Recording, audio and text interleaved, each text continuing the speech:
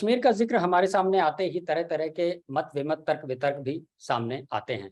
खासकर अगर बात करें संविधान के अनुच्छेद 370 के आर्टिकल 370 की, तो आज़ादी के बाद से लेकर के और इसके खत्म होने तक इस पर तमाम तरह की चर्चाएं लगातार जारी रही हैं और होती रही हैं। अभी भी गाहे बगाहे इस पर चर्चा होती ही रहती है। नमस्कार, मैं शिव पांडे आप सभी का स्वागत करता हूं द प्रिंट के साप्ताहिक कार्यक्रम सॉफ्ट कवर में, जिसमें हम हर हफ्ते किसी एक खास किताब पर बात करते हैं। आज हम जिस किताब पर बात करने वाले हैं वो 370 पर ही बेस्ड है और उसे लिखा है जितेंद्र दीक्षित जी ने, जो कि वरिष्ठ पत्रकार हैं। और उनकी किताब का नाम है कि कश्मीर 370 के साथ और 370 के बाद। ये किताब है जिसे हम आपको दिखा देते हैं। इसमें 370 के बारे में बहुत विस्तार से चर्चा की गई है। इस किताब की एक खासियत ये भी है कि ये पूरी की पूरी एक रिपोर्टाज के फॉर्म में लिखी गई है। मतलब आप समझ सकते हैं कि फर्स्ट हैंड अकाउंट है। आपने जिन भी घटनाओं का, जिन भी चीज़ों का जिक्र किया है, वो अपनी आंखों से देखा हुआ है या कहें कि खुद जिया हुआ है। दूसरी इस किताब की खासियत ये है कि ये एक ऐसे समय में लिखी गई है जब जितेंद्र जी खुद कोविड से ग्रस्त थे और कहें कि हॉस्पिटल में इसको कंप्लीट करने की प्रक्रिया जो है पूरी पूरी हुई। तो जितेंद्र जी, आपका स्वागत है हमारे इस कार्यक्रम में एक बार फिर। पहले भी हम बात कर चुके हैं और दोबारा फिर आपसे बात करेंगे। तो अपनी बात यहीं से शुरू करते हैं कि आप कैसा बदलाव देखते हैं 370 खत्म होने के पहले और 370 खत्म होने के बाद? क्या कोई बदलाव आया है, और आया है तो कैसा बदलाव आया? सबसे पहले तो धन्यवाद शिव जी, फिर से एक बार मुझे मौका देने के लिए अपनी किताब पर आपसे चर्चा करने की खातिर। और जहां तक आपने जो सवाल किया कि किस तरह का बदलाव आया है, तो अगर मैं कश्मीर घाटी की बात करूं तो आपको फिजिकली जो है वहां पर एज सच कोई सीधा बदलाव नजर नहीं आएगा। अगर आप एक टूरिस्ट के तौर पर जा रहे हैं कश्मीर, तो आप अगस्त 2019 के पहले जब कश्मीर को जाकर देखते थे और आज जब आप एक पर्यटक के तौर पर जाते हैं, तो आपको कोई फर्क नजर नहीं आएगा। आज भी डल झील आपको वैसे ही गुलजार नजर आएगा, जो तमाम पर्यटन के स्थल हैं वो भी आपको वैसे ही नजर आएंगे। शंकराचार्य मंदिर में श्रद्धालुओं की भीड़ रहेगी, जो वहाँ के रेस्टोरेंट्स वगैरह पॉपुलर हैं वहां पर भी आपको भीड़ पहले की जैसी नजर आएगी। तो एक टूरिस्ट के नजरिए से अगर आप जाते हैं कश्मीर में, तो आपको कोई फर्क नजर नहीं आएगा। हाँ, लेकिन अगर आप किसी शोधकर्ता के तौर पर जाते हैं, पत्रकार के तौर पर जाते हैं, किसी जिज्ञासु व्यक्ति के तौर पर वहां पर जाते हैं, तो आपको अंडरकरेंट्स वहां पर जरूर दिखाई देंगे। आपको फर्क लोगों से बातचीत में, उनके व्यवहार में आपको आभास होगा कि हाँ, बदलाव जरूर है। बदलाव किस तरह का है? तो बदलाव थोड़ा सा लोगों की सोच का है। और मैं आपको एक बात बता देता हूं कि कश्मीर के बारे में कुछ भी आप ब्लैक एंड व्हाइट में नहीं बोल सकते हैं। सही गलत, black and white, right wrong, Kashmir को जो है दिस और दैट में नहीं आप डिफाइन कर सकते हैं। कश्मीर को आप दिस एंड दैट में ही आप देख पाएंगे। अगर आपको ईमानदारी से कश्मीर को जज करना है, तो ऐसे में आपको और को रिप्लेस करके and, Kashmir is this also and Kashmir is that also. तो कश्मीर के बारे में कुछ भी जो है जनरलाइज करना सही नहीं होगा। अब आपने बदलाव की बात की, तो एक बदलाव मैं वहां पर यह देखता हूं कि कश्मीरी लोगों में, खास करके जो कश्मीरी मुस्लिम्स हैं, आमतौर पर ज्यादातर कश्मीरी मुसलमान जो है 370 के बाद या 370 हटाए जाने का जो फैसला लिया गया, उसको एक तरह से स्वीकार कर चुके हैं। और अंदर खाने आपस में ये तमाम लोग यही बात करते हैं कि अब इसका हटना जो है मुश्किल है।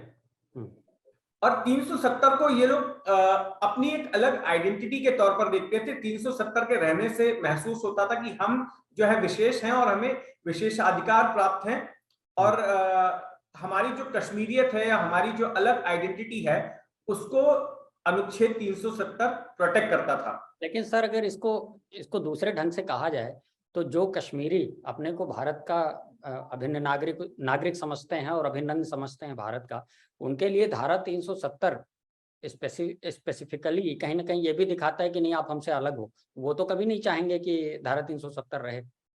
इसको ऐसे भी तो बिल्कुल, कश्मीरियों में एक वर्ग ऐसा भी है, और खास करके कश्मीरवादी में ऐसे वे लोग जो खास करके जो है सीमावर्ती क्षेत्रों में रहते हैं, ऐसे लोग बिल्कुल जो है 370 को नहीं चाहते थे। मैं यहाँ पर भी मैं जनरलाइज नहीं करूंगा, लेकिन मोटे तौर पर जो मेरा अपना ऑब्जर्वेशन है, जो वहां के लोगों से मैंने बात की, जो वहां पर मैं घूमा फिरा, तो मुझे ये लगता है कि वहां के लोग भी जो है 370 के पक्ष में नहीं थे, और 370 को एक ऐसा कानून मानते थे जो उन्हें पूरी तरह से भारतवासी होने में रोकता था।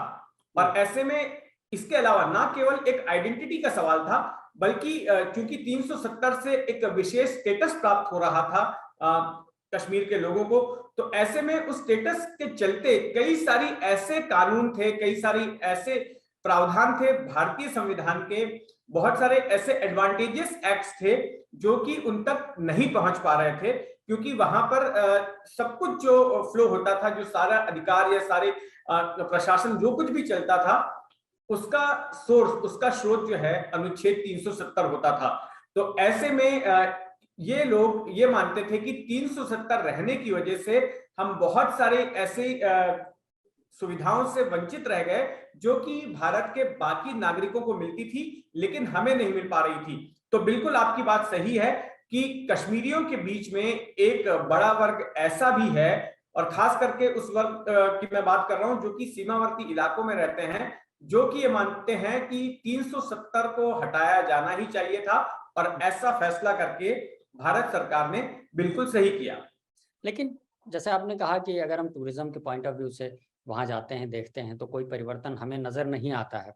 इसका मतलब आप ये कहना चाह रहे हैं कि 370 के पहले भी स्थितियां सेम थी, चाहे सुरक्षा व्यवस्था को लेकर के या दूसरी चीजों को लेकर के या बिजनेस को लेकर के, ठीक है, मार्केटिंग को लेकर के, अभी भी सेम कंडीशन है 370 हटाए जाने के बाद भी? तो फिर कहाँ परिवर्तन हुआ? 370 हटाने की फिर क्या फायदा हुआ या क्या जरूरत थी? आप समझ रहे हैं ना मैं क्या पूछ रहा हूँ? जी जी बिल्कुल मैं समझ गया। देखिए 370 बेसिकली बाय एंड लार्ज जो है कश्मीर में एक राजनीतिक मुद्दे के तौर पर देखा गया है। कुछ लोग हैं जो कश्मीरी आइडेंटिटी के साथ में उसको जोड़कर देखते हैं, लेकिन 370 जो है एक राजनीतिक मुद्दा भी रहा है। आप बीजेपी का मैनिफेस्टो देखिए। बीजेपी जब से एक राजनीतिक पार्टी बनी है, एक या दो बार को छोड़कर लगातार जितने भी बीजेपी के मैनिफेस्टो हुए हैं लोकसभा चुनाव को लेकर, उसमें सभी में ये कहा गया है कि हमारी सरकार जो है जब सत्ता में आएगी तब हम अनुच्छेद 370 को हटा देंगे। हर बार जो है ये एक पॉलिटिकल प्लान हमेशा से बीजेपी का रहा है। और वहीं दूसरी ओर जो कश्मीर की पार्टियां हैं, वो लगातार उनका प्लान ये रहा है कि हम ऐसी किसी भी कदम को जो है होने नहीं देंगे, हम ऐसी किसी भी साजिश को कामयाब नहीं होने देंगे कि अनुच्छेद 370 को हटाया जाए। तो बाय एंड लार्ज अगर मैं आम लोगों के अलावा मैं अगर मैं पॉलिटिकल डिस्कोर्स की बात करूं, तो 370 आम लोगों पर जमीनी असर डालने से ज्यादा जो वहां की पॉलिटिक्स है उस पर उसने असर डाला है, और 370 को बाय एंड लार्ज जो है एक पॉलिटिकल मुद्दे के तौर पर देखा गया। मतलब आप ये कहना चाह रहे हैं कि ये पॉलिटिकल ज्यादा था कहीं ना कहीं? बिल्कुल 370 पे राजनीति है। आप देखिए मैंने अपनी किताब में बड़े ही विस्तार से इसके बारे में लिखा है कि किस तरह से बीजेपी की राजनीति जो है वो कश्मीर को लेकर 370 के इर्द गिर्द ही घूमती रही है। शायद एक या दो लोकसभा के चुनाव होंगे जहां पर कि बीजेपी ने 370 का अपने मैनिफेस्टो में, अपने चुनावी घोषणा पत्र में जिक्र नहीं किया। नहीं तो बीजेपी जब से एक राजनीतिक दल के तौर पर उभरी है, तब से लगातार हमने देखा है कि हर मैनिफेस्टो में 370 का जिक्र होता है। शायद 2014 में जब कश्मीर में विधानसभा का चुनाव हुआ था, जो आखिरी विधानसभा का चुनाव था, उसके पहले जो लोकसभा चुनाव हुए थे, उस एक में शायद इतने पुरजोर तरीके से बीजेपी ने उन चुनाव के दौरान 370 हटाने की बात नहीं की थी। लेकिन आप बाकी तमाम जो है बीजेपी के कैंपेन्स देख लीजिए, तमाम उनके आंदोलन देख लीजिए, और जब भी कश्मीर की बात होती थी तो अनुच्छेद 370 की बात होती थी कि अनुच्छेद 370 जो है उसको हटाया जाएगा, क्योंकि ये कश्मीर को पूर्ण रूप से भारत से जोड़ने से ये कानून रोकता है। 370 हटने के बाद डायरेक्ट प्रश्न मैं कर रहा हूँ, आतंकी घटनाओं में कमी आई है या नहीं आई है? आपको क्या लगता है? देखिए अभी ऑफ हैंड मेरे पास पूरे फिगर्स नहीं है, लेकिन आतंकी घटनाओं में कमी तो नहीं आई है। हाँ, पत्थरबाजी लगभग खत्म हो गई है। 370 के पहले हम देखते थे अगस्त 2019 के पहले बड़े पैमाने पर पथराव होता था, और वो पथराव जो है वो गली मोहल्लों के लड़के जो है वो उसमें शामिल हो जाते थे, कुछ संगठित ग्रुप भी थे, उनका भी एक अलग पूरी कहानी है। ऐसे लोग पथराव करते थे, और जब अनुच्छेद 370 हटाया गया उसके बाद भी कुछ वक्त तक पथराव की घटनाएं कई दिनों तक होती रही। लेकिन जहां तक आतंकी घटनाओं का सवाल है, तो अभी भी आतंकी घटनाएं होती हैं। आप किसी भी हफ्ते का जो है अखबार उठाकर देख लीजिए, आप टीवी चैनलों पर देख लीजिए, अभी भी आतंकी घटनाएं होती हैं। अब जो ज्यादातर टारगेट्स हाल फिलहाल में हम देख रहे हैं वो कश्मीरी पंडितों की हत्याएं हुई हैं। खास करके इसी साल में कम से कम 5 से 6 कश्मीरी पंडित मारे गए हैं, और इसके अलावा सिक्योरिटी फोर्सेस पर हमले होते रहे, जो पहले भी होते थे और आज भी होते हैं। सिक्योरिटी फोर्सेस पे भी बड़े पैमाने पर हमले होते हैं। तो हम ये बिल्कुल नहीं कह सकते कि अनुच्छेद 370 हटाए जाने के बाद से आतंकी घटनाओं में कमी आई है। लेकिन हाँ, एक चीज जरूर हुई है 370 हटाए जाने के बाद, कि जो सीमा पर सीज फायर का उल्लंघन होता था, वो जो गोलीबारी की घटनाएं होती थी दोनों देशों के बीच में, वो कम हो गई। तो ऐसे में जो घुसपैठ बड़े पैमाने पर पहले हुआ करती थी पाक अधिकृत कश्मीर की तरफ से, अब उसमें जरूर कमी आई है। लेकिन अब घुसपैठ के बजाय अब जो पाकिस्तान बेस्ड जो वहां के टेरर ग्रुप्स हैं, उनका मोटिव ये रहता है कि यहाँ पर होम ग्रोन टेररिस्ट ही पैदा किए जाएं, और उनको वहां से हथियार और रिसोर्सेस मुहैया कराए जाएं। तो इस तरह की टेक्निक जो है अब उनकी तरफ से अपनाई जा रही है। लेकिन अगर मैं वारदातों की बात करूं, तो वारदातें अब भी हो रही हैं, और वारदातों में कोई बड़ा फर्क नहीं आया है। मतलब आप ये कहना चाह रहे हैं ना कि पहले जो राज्य सरकार थी वो शायद उस तरह की सक्षमता नहीं दिखा पा रही थी कि इस चीजों को कंट्रोल कर पाए। अभी सीधा केंद्र के नियंत्रण में है तो चीजें ज्यादा कंट्रोल्ड हैं, इसलिए सीमा पर उस तरह की घटनाएं नहीं घटित हो रही। देखिए 2021 में जहां तक सीमा की बात है, तो दोनों ही देशों के, पाकिस्तान और भारत के डीजीएमओस के बीच में एक समझौता हुआ कि सीज फायर को लेकर इसके पहले जितने भी समझौते हो चुके हैं दोनों देशों के बीच में, जितने भी अनुबंध हो चुके हैं, तो उनका कड़ाई से पालन किया जाएगा। और इसके बाद आप देखेंगे कि पिछले साल से लेकर के अब तक, पिछले मेरे ख्याल से पौने 2 साल से सीमा पर कोई फायरिंग की घटना नहीं हुई है वहां पर।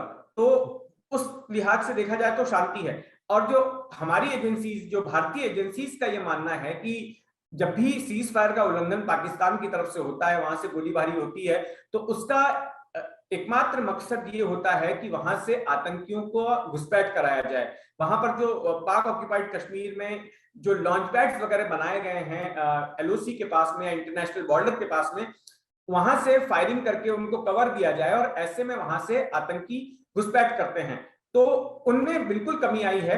लेकिन इसके बावजूद अभी नए बहुत सारे जो है आतंकी संगठन कश्मीर वादी में ही पैदा हो गए हैं। जैसे टीआरएफ नाम का, द रेजिस्टेंस फोर्स नाम का एक संगठन पैदा हुआ है, और ज्यादातर जो वारदातों का अंजाम दिया जा रहा है हाल फिलहाल में, वो उन्हीं की तरफ से दिया जा रहा है।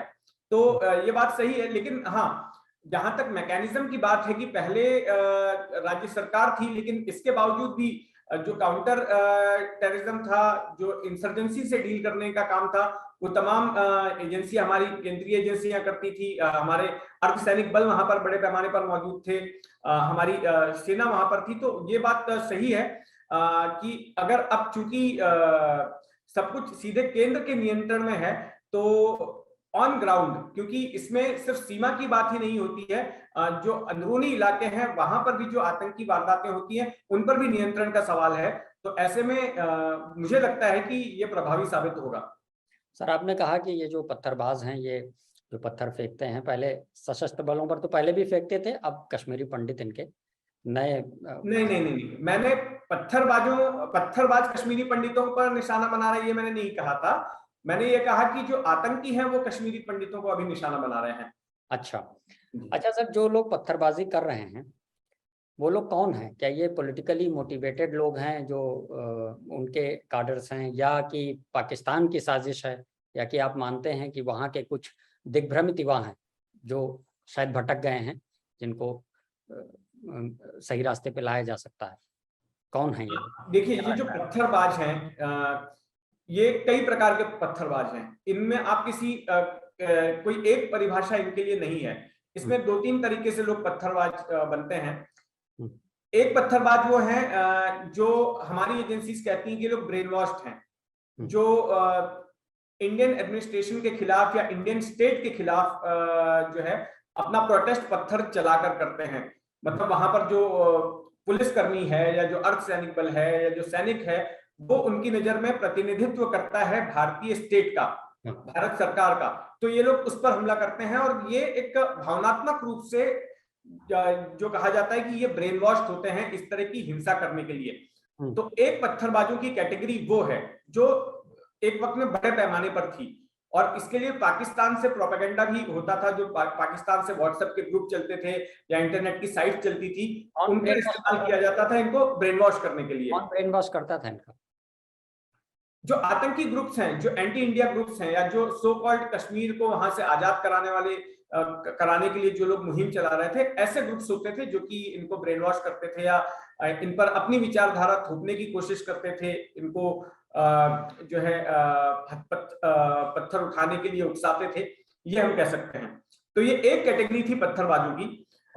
दूसरी पत्थरबाजों की एक कैटेगरी है जो पैसा लेकर पत्थरबाजी करती है। उनको विचारधारा से या कश्मीर उनके मुताबिक आजाद हो या भारत के साथ रहे, उससे कोई मतलब नहीं था। कुछ लोग होते थे जो युवाओं को जमा करते हैं, उनको पैसा देते हैं। इनमें से कुछ ऐसे भी युवक हैं जो कि नशे के आदी हैं, नशेड़ी हैं, तो वो अपने नशे की लत पूरा करने के लिए उनको पैसा मिलता था, तो लोग उठा के पत्थर चलाते थे।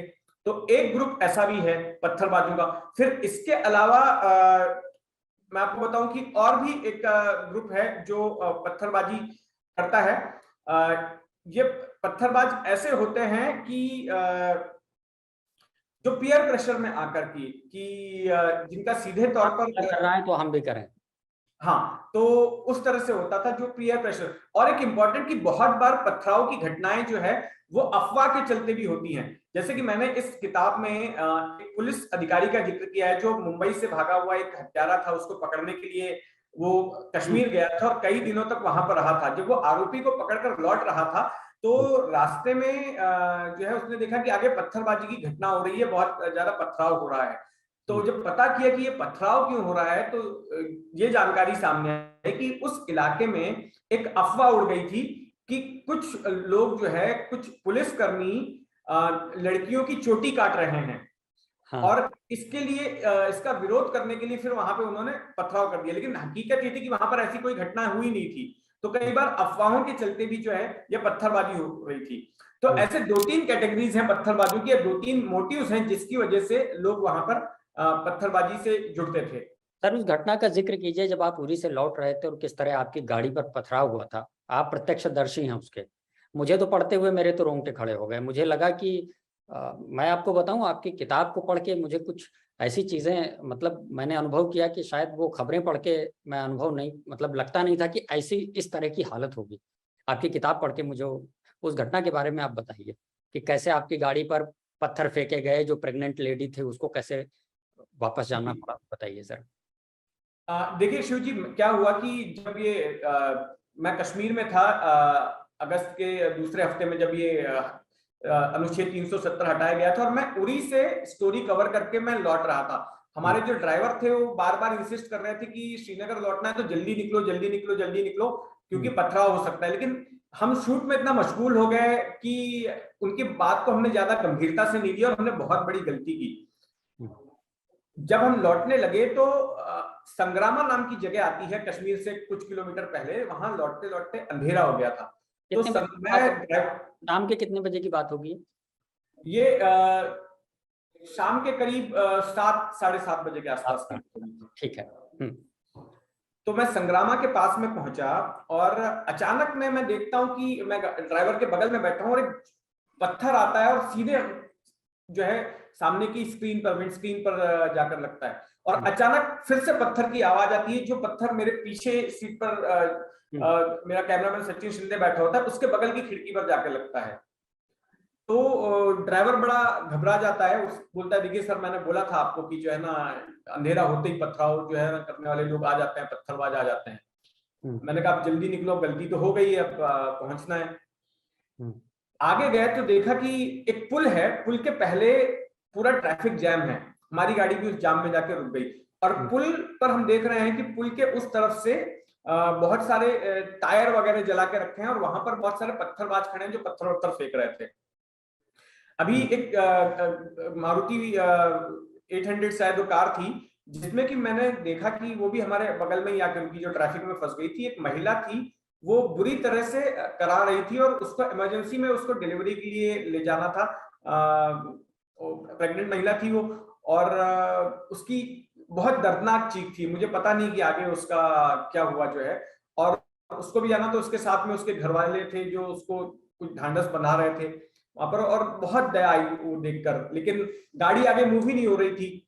अब बात करें भी तो किससे करें, मतलब किसी की हिम्मत नहीं थी कि जो है गाड़ी से बाहर भी निकला जाए।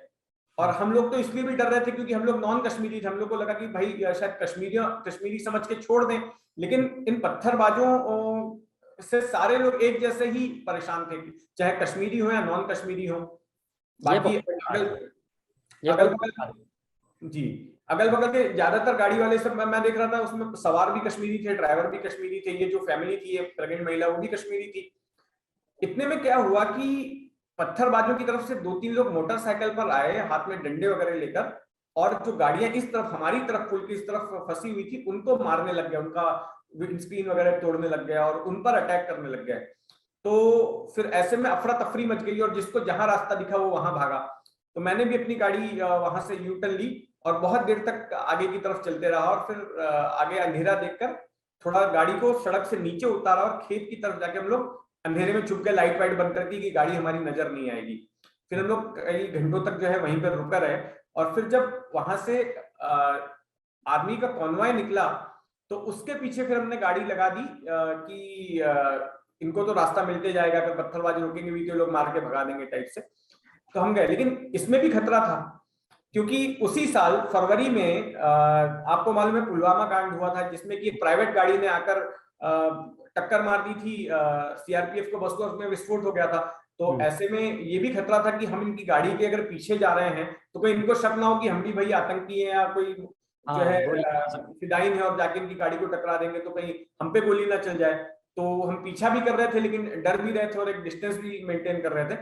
तो जैसे तैसे फिर हम उस पुल के पास से गुजरे, तब तक पत्थरबाज वगैरह सब जा चुके थे, लेकिन हमने देखा कि पुल के दोनों तरफ जो है टूटी हुई गाड़ियां और कांच के टुकड़े बड़े पैमाने पर कई कई दूर तक जो पड़े हुए थे, जो उन्होंने तबाही उस जगह पे मचाई थी, वो सब कुछ नजर आ रहा था। फिर हम लोग देर रात तक वहां अपने होटल में श्रीनगर पहुंचे थे। अच्छा, तो ये बहुत ही भयावह मंजर था। इस तरह अगर इस घटना में अपने को कल्पना भी की जाए तो रोंगटे खड़े हो जाते हैं कि क्या स्थिति हो सकती है। एक उस घटना का भी जिक्र कीजिए सर, जब आप 15 अगस्त के दौरान जब कुछ बीजेपी के लोग झंडा फहराना चाह रहे थे, जो वो हरियाणा से शायद गए थे, और किस तरीके से उनको पुलिस ने बीच में पकड़ लिया और वो लाल चौक तक नहीं जा पाए थे, उस घटना का जिक्र कीजिए। हाँ देखिए क्या हुआ था कि 15 अगस्त मुझे लगता है कि तिरंगा फहरा न पाना भारत के किसी भी भू क्षेत्र पर ये बड़ी बात। हाँ देखिए, उस दिन कई लोग इस उम्मीद में आए थे, जो हरियाणा के लोग थे, कि अब तो जो है अनुच्छेद 370 हट गया है तो हम एक तिरंगा यात्रा निकालेंगे। और खास करके लाल चौक के पास से तिरंगा यात्रा वो स्टेडियम की तरफ जाना चाहते थे, जहां पर कि ध्वजारोहण कार्यक्रम होना था। तो ये कुछ 10-15 लोग आए हुए थे और ये एक जगह पर छुपकर खड़े थे। पूरे शहर में कर्फ्यू जैसा माहौल था, सिर्फ मीडिया की गाड़ियां ही घूम रही थी और हमको भी जगह जगह पर रुकाया जा रहा था। ऐसे में ये लोग एक जगह पर हमको दिख गए, तो मैंने उतर के पूछा कि भाई आप लोग यहाँ क्या कर रहे हैं? तो बोले कि हम तिरंगा यात्रा निकालना चाहते हैं और अब तो अनुच्छेद 370 हट गया है, अब तो कश्मीर पूरी तरह से भारत का है, तो हम यहाँ पर तिरंगा फहराएंगे, तिरंगा लेकर हम वहां तक जाएंगे। तो मैंने कहा कि ठीक है, हम इसको कवर करते हैं। तो मुझे वैसे ही मैं एलिमेंट्स ढूंढ रहा था कि 15 अगस्त के दिन श्रीनगर में क्या कुछ हो रहा है, मैं पूरे श्रीनगर भर में घूम रहा था।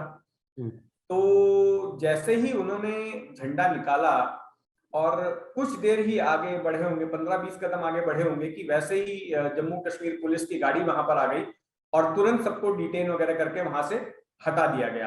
अब यहाँ पर ऐसा है कि उस वक्त मामला वहां पर बड़ा विस्फोटक था, मतलब ये हटाए जाने के बाद में, हालांकि सरकार की तरफ से जो जगह जगह प्रोटेस्ट वगैरह हो रहे थे, ऐसी खबरें आ रही थी, बहुत छन छन कर खबरें टीवी पर दिखाई जा रही थी। और लेकिन जो डाउनटाउन जैसे इलाके हैं, कुछ पुराने श्रीनगर के इलाके थे, वहां पर हिंसा भी हुई थी, झड़पें भी हुई थी, पथराव भी हुआ था। तो ऐसे में पुलिस जो है लॉ एंड ऑर्डर की सिचुएशन ना खराब हो इसलिए बहुत सारे एहतियात बरत रही थी, बहुत सारे प्रिवेंटिव एक्शन ले रही थी। और इसी के तहत जब ये लोग वहां पर दिखे और इस तरह से तिरंगा यात्रा वगैरह निकालते हुए दिखे, तो फिर पुलिस ने तुरंत उनको डिटेन कर लिया और वहां से उनको हटा दिया जाए। क्या दिक्कत थी सर? पुलिस प्रोटेक्शन भी तो दे सकती थी कि आप निकाल लीजिए।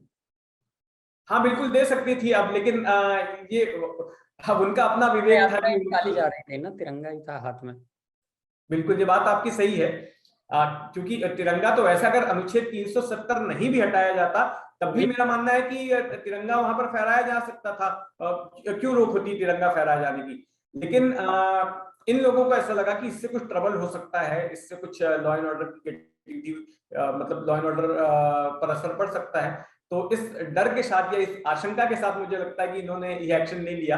अदरवाइज मुझे नहीं लगता कि इसमें कुछ भी आपत्तिजनक था। पुलिस कुछ देर तक साथ में चलती और ये निकाली भी जा सकती थी, लेकिन ये निर्भर करता है उस अधिकारी के विवेक पर जो उस जगह का इंचार्ज था, तो उसने ये फैसला किया। अच्छा सर, बुरहान वानी पर आते हैं। बुरहान वानी ने एक वीडियो जारी करके संदेश दिया था कि भी कश्मीरी पंडित यहाँ के बच सकते हैं।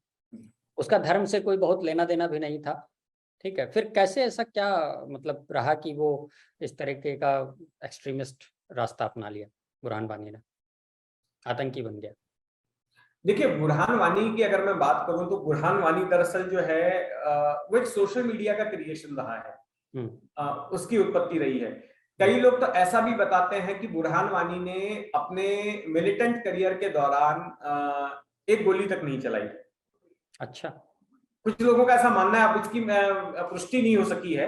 हाँ हाँ, कईयों का ऐसा कहना है कि, लेकिन ये था कि वो एक बड़ा चेहरा बन गया था कर्टेसी सोशल मीडिया पर बहुत ज्यादा एक्टिव रहता था और उसका एक करिश्मा हो गया था जो बड़े पैमाने पर कई कश्मीरी युवकों को अपनी तरफ वो खींच रहा था और कई लोग उसको हीरो मानने लग गए थे।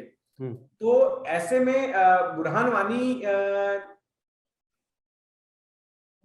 जो तमाम उस वक्त में जो भी खबरें होती थी या जो तमाम मुद्दे चल रहे होते थे उस पर वो अपने वीडियोस जारी करता था और उस पर अपनी वो बातें रखता था। जहां तक बुरहान वानी के मिलिटेंसी में शामिल होने का सवाल है तो उसके बारे में मैंने विस्तार से लिखा है कि किस तरह से उसके भाई के साथ में इंसिडेंट हुआ था और उसके बाद वो उससे बड़ा प्रभावित हुआ और फिर उसने मिलिटेंसी ज्वाइन करने की कोशिश की। एक बार उसके साथ बैड इंसिडेंट हो गया था सिक्योरिटी फोर्सेस के साथ में उसके भाई का।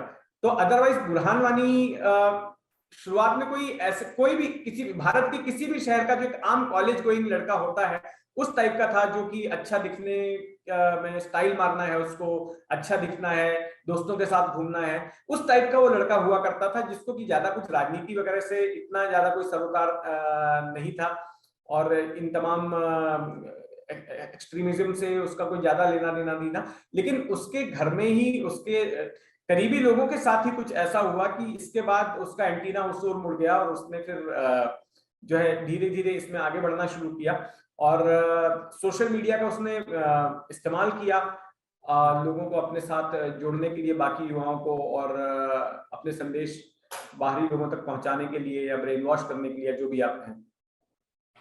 अच्छा सर, उसकी मौत पे जब उसको दफन किया जा रहा था तो करीब 1.5 लाख लोगों की भीड़ जमा हो गई थी।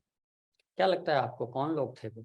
किनकी भीड़ जमा हुई थी? क्या आम नागरिक थे या फिर वही बात कि पॉलिटिकली सब कुछ मोटिवेटेड था, कुछ पॉलिटिकल लोगों के उनके आदमी थे, या कौन लोग थे वो? क्या लगता है आपको? नहीं, जो देखिए वहां पर उसको जब दफनाया गया तो दूर दूर से कश्मीर के लोग आए, मतलब नॉर्थ कश्मीर से भी लोग आए, साउथ कश्मीर से भी लोग आए और ये वो तमाम लोग थे जो कि आम कश्मीरी हम कह सकते हैं, ये आम कश्मीरी थे। इसमें हो सकता है कि पॉलिटिकल पार्टीज ने भी क्राउड को मोबिलाइज करवाया हो, खास करके PWP जैसी पार्टीज इसमें कोई भूमिका रही होगी, इससे इनकार नहीं कर सकते। लेकिन हमने बात की कई लोगों से, तो ये पता चला कि कई लोग खुद ब खुद जो है आए थे, और क्योंकि मैंने आपको बताया कि ये इसने सोशल मीडिया के जरिए एक अपना करिश्मा पैदा कर दिया था, और ये उस इमेज में नहीं फिट बैठता था जो हम ट्रेडिशनली आतंकियों की इमेज हमारे दिमाग में है। ये किसी भी कश्मीरी के लिए बगल के घर का बच्चा लगता था, या हमारे इर्द गिर्द का रहने वाला जो है ना, उस टाइप का कोई लगता था। ये बातें भी जो है बड़े सलीके से कहता था, ये धार्मिक कट्टरता भी नहीं दिखाता था। ये जो बात करता था तो उस वक्त वो बड़ी अपीलिंग लगती थी, और ऐसे में इसने सारी चीजों ने इसके करिश्मे में इजाफा किया, और ये एक पोस्टर बॉय बन गया जो है कश्मीर में नई मिलिटेंसी का। आप कश्मीर की मिलिटेंसी को दो तरह से देखिए, कि एक पुरानी मिलिटेंसी थी जो 90 के दशक में या फिर इस सदी की शुरुआत तक जो थी, और अभी इस सदी के जो दूसरे दशक की मिलिटेंसी है उसके पोस्टर बॉय के तौर पर बुरहान वानी को देखा जा सकता है। मतलब आप ये कहना चाह रहे हैं कि उसकी विचारधारा से आम कश्मीरी प्रभावित था, पसंद करता था उसको? मैं फिर आपको कहूंगा कि इसमें जो है हम जनरलाइज नहीं कर सकते, कश्मीर के किसी भी विषय पे जो है कि आम कश्मीरी इकट्ठा हुए थे, दिस और दैट में नहीं तौल सकते, आप दिस एंड दैट में कह सकते हैं। हाँ, एक बड़े पैमाने पर एक कंसिडरेबल लेवल पे उसकी फॉलोइंग अच्छी थी, उसकी सोशल मीडिया की फॉलोइंग अच्छी थी, उसकी जमीन पर उसके लोगों की फॉलोइंग अच्छी थी बुरहान वानी की। ये इस बात से बिल्कुल इनकार नहीं कर सकते। जो तस्वीरें हमने देखी, जो खबरें हमने पाई, जो ग्राउंड पर हमने बात की, तो इस बात से हम बिल्कुल इनकार नहीं कर सकते। लेकिन इस बात को क्या हम जनरलाइज कर सकते हैं? सवाल यह है कि क्या सारे कश्मीरी जो है वो बुरहान वानी को अपना हीरो मानते थे? तो मैं कहूंगा कि नहीं। नहीं, सारे की बात तो मैं भी नहीं कर रहा हूँ, लेकिन कम से कम 1.5 लाख लोग तो मानते रहे होंगे, या 1.5 लाख में 1 लाख लोग। ये बिल्कुल बिल्कुल जो लोग आए थे वो उसको एक नायक के तौर पर समझते थे, या ऐसे लग रहा था कि वो उनकी ही बात कर रहा है या उनके बगल का बच्चा है। इन भावनाओं से प्रभावित होकर आए थे उसमें। कश्मीरी पंडितों को उसने कहा था कि वो आए और यहाँ बसें, वो किस तरीके से, मतलब इस पर थोड़ा बताइए कि क्या चाह रहा? कश्मीरी पंडितों के प्रति बुरहान वानी का जो रवैया था वो हार्श नहीं था, वो उग्र नहीं था। उसका ये कहना था कि जो कश्मीरी पंडित जो 1990 का जो एक्सोडस हुआ था, उसमें जो लोग कश्मीरी पंडित कश्मीर छोड़कर भाग गए थे, वो वापस आए और वो वापस अपने अपने घरों में रहे जहां पर वो पहले रहते थे। जैसे कि हिंदू मुस्लिम के घर अलग अगल बगल में है, कश्मीरी पंडित भी रह रहे हैं, कश्मीरी मुस्लिम भी रह रहे हैं, और अलग से कोई ऐसी बस्ती उनके लिए कोई कॉलोनी नहीं बनाई गई थी। तो उसका ये कहना था कि जैसे इजरायली स्टाइल की जो कॉलोनीज होती है, जहां पर कि आप 4 दीवारी के बीच में आपकी कॉलोनी होगी, आपका घर 4 दीवारी के बीच होगा, उसके चारों तरफ जो है सुरक्षा कर्मी होंगे, और आपकी जो सेल्फ कंटेन्ड यूनिट होगी। तो उसका कहना था कि इस तरह के कश्मीरी पंडितों के वसायत के वो खिलाफ है। हाँ, जो इनके ट्रेडिशनली कश्मीर में घर रहे हैं, जो सैकड़ों सालों से जो कश्मीर में बसे हुए हैं, ऐसे लोग जो घर छोड़कर चले गए थे 1990 के दशक में डर के मारे, तो वो आकर रहे। उसने तो ये तक कहा था कि हम लोग उनको सुरक्षा देंगे, ये बात भी उसने कही थी। ये तो जब एक्सोडस हुआ था तब भी तमाम, आपने अपनी किताब में ही जिक्र किया है, ठीक है, तब भी तमाम लोगों ने इस बात का आश्वासन दिया था कि आप रुकिए, हम सुरक्षा देंगे, लेकिन जब उन पर हमला हुआ तब कोई नहीं आया सामने जहां सुरक्षा। बिल्कुल कई ऐसे इंसिडेंट्स हुए जहां पर कि विश्वास कैसे जमेगा कि अगर कश्मीरी पंडित उनके कहने पे जाते या अभी जाते हैं तो सुरक्षा कैसे मिलेगी? सबसे बड़ी बात तो यहाँ पर विश्वास की। लेकिन मैं आपको बता दूं कि आज भी मैंने संजय टिक्कू से बात की, जो कश्मीरी पंडित संघर्ष समिति के नेता हैं, वहां पर श्रीनगर में ही रहते हैं। तो अभी भी करीब 800 के करीब कश्मीरी पंडित अभी भी वहां कश्मीर वादी में रह रहे हैं। तो अब ऐसे में जो है ये सवाल उठता है कि ये लोग क्यों नहीं डर के भागे, या ये लोग वहां पर क्यों, या क्या इनको नहीं लगा कि जो है जैसे बाकी कश्मीरी पंडितों को मार डाला गया या उन पर हमले हुए, इनके ऊपर नहीं होगा। तो दोनों तरह की केस स्टडीज हमको देखने मिली कि कई ऐसे भी कश्मीरी पंडित थे जिनको कि उनके पड़ोसियों ने बचाया। संजय टिक्कू के मामले में जो है, संजय टिक्कू के एक रिलेटिव का नाम वहां के लिस्ट में आ गया था। लोकल जो आतंकी कमांडर था उसने जो लिस्ट तैयार की थी, तो उसमें उसका भी नाम था। तो वहीं से एक मस्जिद से किसी ने इसको टिप ऑफ दे दिया जो है संजय टिक्कू की, भाई तुम्हारे इस रिश्तेदार का भी नाम है तो इसको भगा दो यहाँ से, तो ऐसे बचाए। तो दोनों तरह के मामले हैं जहां पर कि इर्द गिर्द के लोगों ने समर्थन भी किया और रक्षा भी की। दूसरी तरफ कई ऐसे मामले थे जहां पर कि पड़ोसियों ने सामने से तो बोला कि आप मत भागिए, हम आपके साथ में हैं, लेकिन जब आतंकियों ने हमला किया तो वो बचाने के लिए नहीं आए। या कई जगहों पर तो कई मामले ऐसे हुए जहां पर कि खुद पड़ोसियों ने जो है मिलिटेंट्स को जानकारी दी कि देखो ये यहाँ पर छुपा हुआ है। अभी आपने जो एक फिल्म देखी कश्मीर फाइल्स, उसमें एक जिक्र है कि कैसे वो अनाज के उस क्या बोलते हैं उसको, उस कैबिनेट के अंदर वो आदमी जो छुप कर बैठा हुआ था, उसका पड़ोसी जो है अनाज का दाना बिखरा कर हिंट देता है आतंकियों को कि ये देखिए ये इसके अंदर छुपा हुआ है। तो ऐसे भी मामले हुए जहां पर पड़ोसियों ने ही मरवा दिया। कई ऐसे मामले हुए जहां पर पड़ोसियों की नजर जो है कश्मीरी पंडितों के प्रॉपर्टी पर थी और उनको एक ये मौका नजर आया कि इसी बहाने अगर इनको भगा देंगे तो इनकी प्रॉपर्टी पर कब्जा किया जा सकता है। अब कई कश्मीरी पंडित ऐसे हैं जिनकी की प्रॉपर्टीज जब वो छोड़कर चले गए तो उनकी प्रॉपर्टीज पर उनके अड़ोस पड़ोस के लोगों ने कब्जा कर दिया। अब ये लोग वापस आते हैं, कोर्ट कचहरी का चक्कर लगा रहे हैं, कानूनी लड़ाई लड़ रहे हैं उस प्रॉपर्टी को वापस हासिल करने के लिए। उसकी अपने आप में बहुत बड़ी कहानी है। अच्छा सर, जब 370 खत्म किया गया तो लद्दाख रीजन में जो 2 जिले हैं, एक कारगिल है एक लेह है, तो लेह तो शांतिपूर्ण रहा, कारगिल में विरोध प्रदर्शन हुए, क्या कारण इसके पीछे आप देखते हैं कि एक जिला, दोनों ही लद्दाख क्षेत्र के हैं लेकिन एक जिला शांतिपूर्ण है एक नहीं है, क्या रीजन देखते हैं इसके पीछे? हाँ बिल्कुल, कारगिल के साथ देखिए दिक्कत क्योंकि जो कारगिल के लोग हैं वो अपने आप को कश्मीरी कहते थे। अच्छा। अब वो कश्मीर में रहे नहीं क्योंकि कश्मीर को कारगिल से अलग कर दिया गया है। तो उनका कहना है कि हमारी कश्मीरियत हमसे छीन ली गई। तो सबसे बड़ा इशू जो कारगिल के लोगों का है वो भावनात्मक और वो आइडेंटिटी का है। उनका कहना था कि हमारी आइडेंटिटी जो है एक कश्मीरी आदमी की है। ऐसा क्या था सर कि कारगिल के लोग अपने को कश्मीरी समझते हैं और लेह के लोग यार मतलब वो ठीक है? इसके पीछे डेमोग्राफिक रीजन है अपने को, इसके पीछे डेमोग्राफिक रीजन है, इसके पीछे डेमोग्राफिक कारण है। जो लेह लद्दाख के लोग हैं वहां पर जो बहुतायत है वो बौद्ध धर्म के लोगों की है। वहां पर बौद्ध धर्म को मानने वाले लोग हैं। जो कारगिल में जो मेजॉरिटी है वो मुस्लिम समुदाय की है। अच्छा। और ये जो कारगिल का मुस्लिम समुदाय है वो अपने आप को कश्मीर से ज्यादा आइडेंटिफाई करता है। अच्छा। तो ऐसे में उनको ये लगा कि भाई हमको यहाँ पर डाल दिया गया, कश्मीर से हमको अलग कर दिया गया, जबकि हम तो हैं कश्मीरी और हमारी कश्मीरियत हमसे छीन ली गई। तो ये उनकी सबसे बड़ी आपत्ति है। कश्मीरियत तो कश्मीर में रहने वालों की है, उसका धर्म से क्या लेना देना? जो कश्मीर में रह रहा है वो कश्मीरी है, उसके अंदर कश्मीरियत है, उसका धर्म से क्या लेना देना?